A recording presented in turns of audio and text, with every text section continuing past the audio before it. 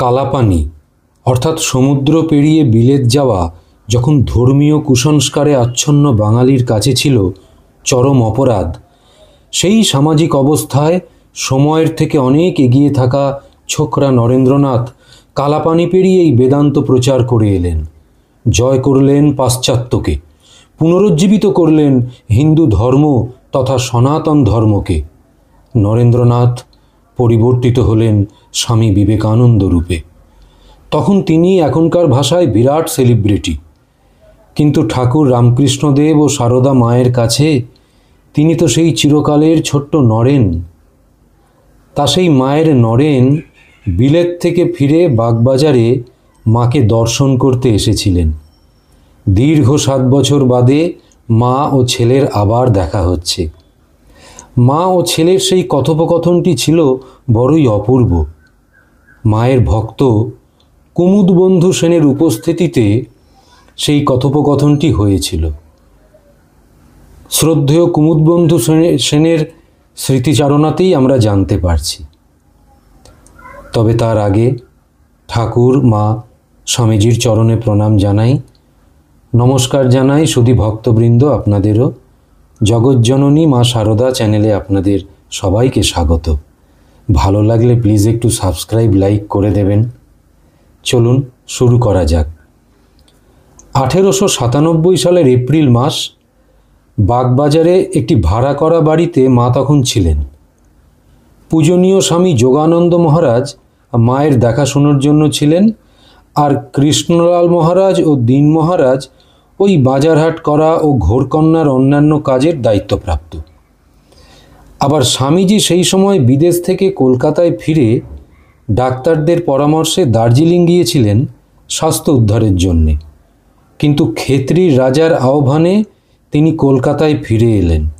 ওই সময় এসে বাগবাজারে একদিন দর্শন করতে এলেন মাকে। কুমুদবন্ধু সেন জানাচ্ছেন, মা সেদিনও অন্যান্য দিনের মতন অবগুণ্ঠনে আবৃত থেকে ঘরের দরজার সামনে দাঁড়িয়েছিলেন।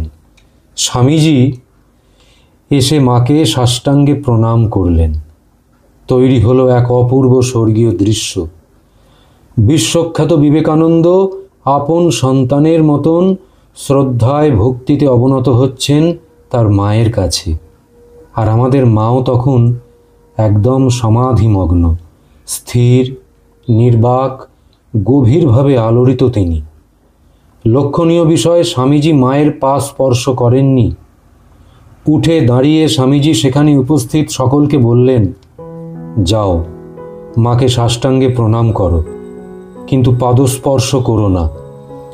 উনি এতই কৃপাময়ী, কোমল প্রাণা, স্নেহাতুরা যে কেউ ওর পাদস্পর্শ করলে উনি তৎক্ষণাৎ তার জ্বালা যন্ত্রণাকে টেনে নেন নিজের মধ্যে। তার ফলে অপরের জন্য ওকে নিঃশব্দে ভুগতে হয়। একে একে ধীরে ধীরে গিয়ে ওকে প্রণাম করো, গোটা মন প্রাণ দিয়ে ওর আশীর্বাদ প্রার্থনা করো, কিন্তু মুখে কোনো কথা নয়। উনি সর্বদা এমন অতি চৈতন্য লোকে থাকেন যে প্রত্যেকের অন্তরের সংবাদ উনি জানেন। স্বামীজির নির্দেশে সেখানে উপস্থিত সবাই তাই করলেন। এদিকে স্বামীজি তখন বারান্দার একটি কোণে শান্ত মনে চুপচাপ দাঁড়িয়ে রইলেন। প্রণাম পর্ব শেষ হলে পর শুরু হলো কথোপকথন। মা গোলাপমার মাধ্যমে কথা শুরু করলেন। গোলাপমা স্নেহভরা স্বরে স্বামীজিকে বলছেন, মা জানতে চাইছেন, দার্জিলিংয়ে তোমার শরীর কেমন ছিল, কোনো উন্নতি হয়েছে কি? স্বামীজি বলছেন, হ্যাঁ, ওখানে আগের থেকে ভালো ছিলাম। মহেন্দ্র বাড়ুজ্যে ও তার সুশিক্ষিতা স্ত্রী আমাদের যথেষ্ট যত্নআত্তি করেছেন। আমার মনে হয় কয়েকদিনের মধ্যেই শরীর ঠিক হয়ে যাবে। গোলাপমা বলছেন, মা বলছেন, ঠাকুর সর্বদাই তোমার সঙ্গে আছেন। তোমাকে সমাজের উন্নতির জন্যে আরও অনেক কিছু করতে হবে। উত্তরে স্বামীজি বললেন, মা, আমি পরিষ্কার দেখছি, মনে প্রাণে অনুভব করছি যে আমি ঠাকুরের হাতের যন্ত্র ছাড়া কিছু নই। মাঝে মাঝে অবাক হয়ে ভাবি, কি করে এইসব ব্যাপার সম্ভব হচ্ছে? কি করে পাশ্চাত্যের স্ত্রী পুরুষে ঠাকুরের বাণী প্রচারে নিজেদের জীবন উৎসর্গ করতে স্বেচ্ছায় এগিয়ে আসছে? মা, আপনার আশীর্বাদ নিয়ে আমি আমেরিকায় গিয়েছিলাম। তারপর যখন বক্তৃতা করে সেখানকার লোকদের মুগ্ধ করতে পারলাম, তাদের কাছ থেকে বিরাট সংবর্ধনা পেলাম, তখন বুঝতে পারলাম মায়ের আশীর্বাদের ফলেই এই অলৌকিক কাণ্ড ঘটেছে। যখন একান্তে থেকেছি তখন স্পষ্টই অনুভব করেছি ঠাকুর যাকে বলতেন মা কালী, তিনি আমার পথ দেখিয়েছেন। মায়ের উত্তর গোলাপ মা স্বামীজিকে জানাচ্ছেন, ঠাকুর মা কালীর থেকে পৃথক নন। ঠাকুরই এই বিরাট জিনিসগুলি তোমাকে দিয়ে করিয়েছেন। তুমি তার নির্বাচিত শিষ্য এবং সন্তান। তোমার প্রতি তাঁর অসীম ভালোবাসা। তিনি সকলকে বলেই গিয়েছিলেন, তুমি একদিন পৃথিবীর আচার্য হবে। গভীর আবেগের সঙ্গে স্বামীজি বললেন, মা, আমি তার বাণী প্রচার করতে চাই, আর সেজন্যে যত শীঘ্র সম্ভব একটি সংঘ স্থাপন করতে চাই। কিন্তু যতটা দ্রুত তা করতে চাইছি ততটা দ্রুত পারছি না বলে কষ্ট হচ্ছে। এবার মা নিজেই স্নেহের সুরে স্বামীজিকে বলছেন, চিন্তা করো না, তুমি যা করেছ আর যা করবে সবই চিরকালের জিনিস। এই কাজের জন্যই তুমি এসেছ। হাজার হাজার মানুষ তোমাকে পৃথিবীর সেরা আচার্য বলে গ্রহণ করবে। স্থির যেন ঠাকুর শীঘ্রই তোমার ইচ্ছা পূর্ণ করবেন। দেখবে অল্প দিনের মধ্যে তোমার ভাব কার্যকরী হচ্ছে। স্বামীজি আবার প্রার্থনার সুরে বললেন, মা, আশীর্বাদ করুন, আমার কাজের পরিকল্পনা যেন শীঘ্র রূপায়িত হচ্ছে দেখতে পাই। 2-1 দিনের মধ্যে দার্জিলিং ফিরে যাচ্ছি। কলকাতায় এসেছিলাম খেতড়ির মহারাজার অনুরোধে। এই কথা বলে স্বামীজি আবার সাষ্টাঙ্গে প্রণাম করলেন এবং বিদায় নিলেন। বন্ধুরা, এই প্রসঙ্গে আরও একটি ঘটনা উল্লেখ করা যায়, যেখান থেকে আমরা জানতে পারব মায়ের ছেলে অর্থাৎ আমাদের স্বামীজি বিদেশে থাকা অবস্থাতেও কিভাবে মায়ের খোঁজখবর নিচ্ছেন আর মা তার সন্তান সম্পর্কে কি ধারণা পোষণ করছেন। ঘটনাটির মূলে একটি চিঠি। এটিও মায়ের ভক্ত কুমুদবন্ধু সেনের উপস্থিতিতেই হয়েছিল।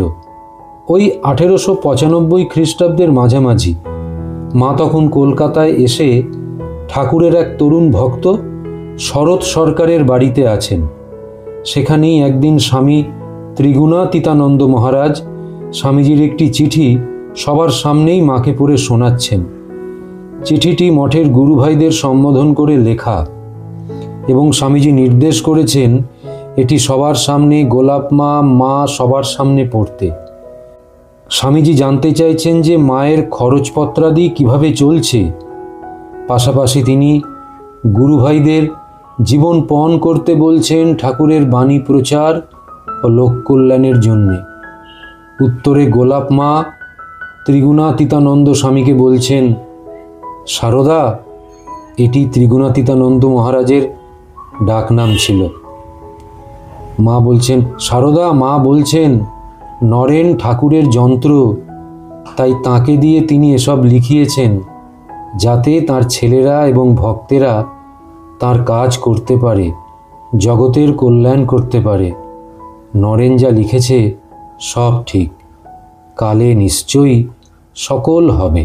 বন্ধুরা, এই ছিল আজকের মা ও তার সন্তানকে নিয়ে আমাদের স্মরণ মনন।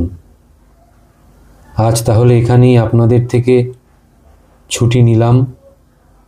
যদি ভালো লাগে একটু সাবস্ক্রাইব, লাইক করে দেবেন। ঠাকুর মা স্বামীজি আপনাদের কল্যাণ করুক। আসি, নমস্কার।